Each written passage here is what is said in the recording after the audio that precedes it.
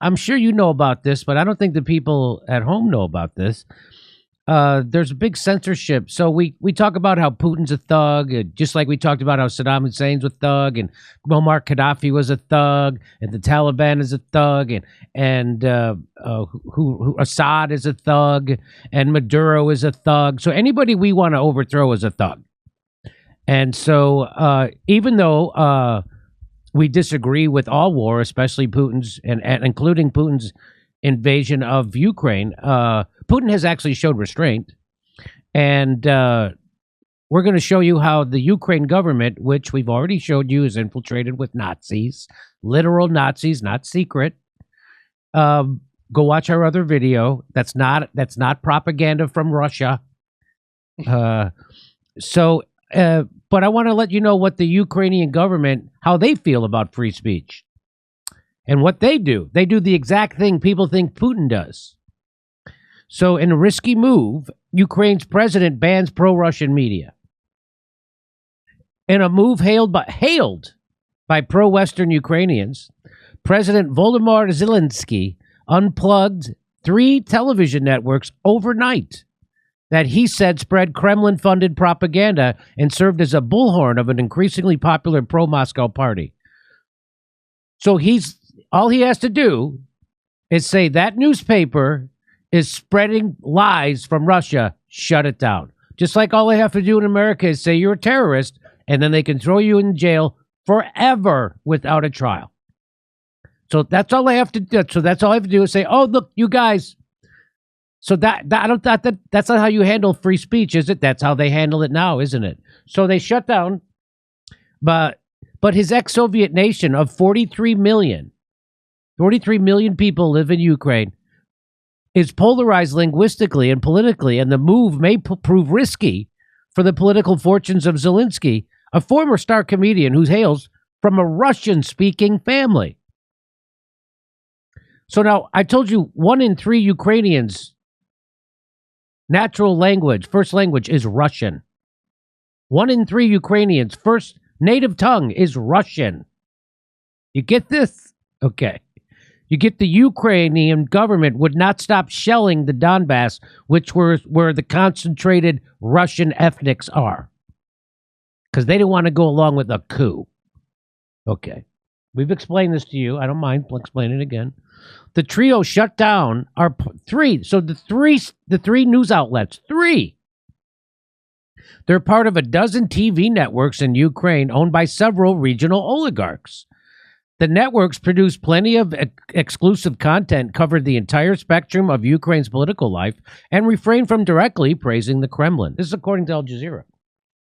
But their anchors often called the central government's conflict with Russia-backed separatists in the southeastern region of Donbass a civil war, because that's what it is. Said that Crimea's population overwhelmingly supported their peninsula's annexation of Moscow in 2014, and called for the restoration of peace and trade with Moscow. Very radical.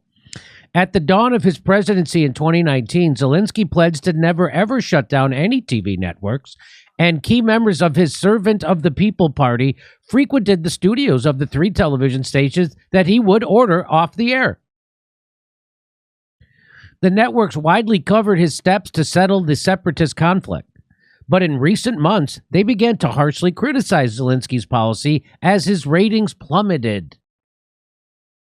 Their coverage is propaganda financed by the aggressor country that undermines Ukraine on its way to membership in the European Union and NATO, Zelensky tweeted on Wednesday. So we told you that this is the big problem, that ever since the United States have been adding former Soviet bloc countries into NATO, that this is going to lead to where we are today. Everybody predicted that, including Joe Biden, which I'm going to show you later in the show. Everybody said this, and here they are still screaming he wants to get into NATO. However, the European Union reprimanded Zelensky's move, given the scale of disinformation campaigns affecting Ukraine, including from abroad. This should not come at the expense of freedom of media, the spokesperson of the European Union Foreign Policy Chief, Joseph Borrell, said in a statement on Wednesday. Look at that. Zelensky's decision seems like an attempt to win points with the U.S. President Joe Biden, who called him one day before the ban on Monday for the first time after his election. Now, we've reported this on this show before as a gift to Joe Biden, as a present to Joe Biden when he became president. They shut down those three. Look, one day he gives one phone call. Zelensky said, okay, and he shuts down those three opposition news outlets as a gift to Joe Biden because they believe in democracy, liberty, and free speech. And they're fighting oligarchs and tyrants. A key U.S. official in Europe seemed pleased. Media freedom does not include the right to spread malicious propaganda and disinformation. We support Ukraine's decision to defend its sovereignty and territorial integrity by countering Russia's blatant and malignant influence, malign influence. Courtney Austrian, head of the U.S. mission to the Organization of Security and Cooperation in Europe, she said that in a statement. So I just want to, let's just talk about that. Were you aware of that, Lee? And just give your thoughts on it. Yeah, I think it happened a bit before the invasion by Russia. Right. It happened I think it was right after President Biden got sworn in. Yeah. And, this ongoing tit for tat. But the truth is, we knew this was going, like Russia has said you don't have to support their decision, but they have said for years that NATO would go, enlarging NATO was a red line for them. Ukraine joining or having talks to join NATO was a red line for them. U.S. putting Javelin missiles in Ukraine was a red line for them. They kept screaming it from the hills that basically they were going to do this, and we just kept pushing them. Again, that doesn't mean you need to celebrate bombs falling anywhere, but anyone with half a brain who watched this knew that eventually Russia was going to have enough. Yeah, everyone predicted it. Everyone said you can't do this. This is what would happen. And that doesn't mean that what we're saying, that we are agreeing with Putin invading and bomb. That's not what we're saying. But you don't go poke a bear in a cage and pretend he's not going to wake up and bite you. So you don't go do that thing that's going to bring him on to bite you. So, And people act like you just need to be ignorant in order to be virtuous on this topic. Like you need to not know the context of what has gone down for the past 30 years with NATO and for the coup in 2014. And it's like giving context does not mean you support something. I can give context of how much the FBI wanted to kill MLK. Right. That doesn't mean I support it. So it's insane the ignorance around this issue. And nobody cares about. This is another story that doesn't get reported in the Western media. That the Ukraine people, the Ukraine government, not the Ukraine people, the Ukraine government right now, totally censoring their opponents. They even jailed the opposition leader of the opposition party who lost in the election to Zelensky. Did that happen too, Lee? Yeah, and the U.S. created the coup that ultimately put Zelensky into power. They overthrew via Nazis the Ukrainian government to put in a pro-West president. That never gets discussed. They never get. That's right. They never give context. It would be like if there was a bus coming. Nah, I don't want to give that. Here's some more censoring happening. Right. Ukraine's biggest carriers begin to ban Russia's social networks. The three biggest Ukrainian mobile operators, Kyivstar, Vodafone Ukraine, and LifeCell, have started blocking access to Russian websites recently sanctioned by a May 16 order of President Petro Poroshenko in advance of the deadline to comply by the new regs. So this happened when was that's the date on this? This is from 2017. So Ukraine's been censoring for a while. So this isn't new for them. The banned websites are some of the most popular internet destinations for Ukrainians. More than 52 million users in Ukraine visit the web pages, according to Amazon, VK.com, Yandex.ua, OK.ru, and Mail.ru, rank among Ukraine's top 10 most popular websites. Even Ukrainian President Poroshenko maintains official accounts on VKontakty and the I can't say that, to issue statements and news releases. On Vkontakte, he has 466,000 followers, for example. Human Rights Watch has criticized Poroshenko's move for suppressing freedom of expression in Ukraine. The NGO argues Poroshenko should immediately reverse the ban and take steps to protect freedom of expression and information in the country. So they've been getting, spanked on the wrist for a while about their censorship. The European Union has said that Zelensky should stop it. Before that, the Human Rights Watch said that Poroshenko should stop it. Earlier, economic sanctions were imposed on Russian television channels, TV Center, RBK, NTV Plus, TNT, REN, OTR, the other independently owned DOZHD, and others. Their assets were blocked, and the channels were banned from broadcasting in Ukraine. The latest ban added Indie RBK TV channel to these media. By the way, you know what's not banned? Facebook is now allowing praise of neo-Nazi Ukrainian battalion if it fits the Russian invasion. Did you know about that, Lee?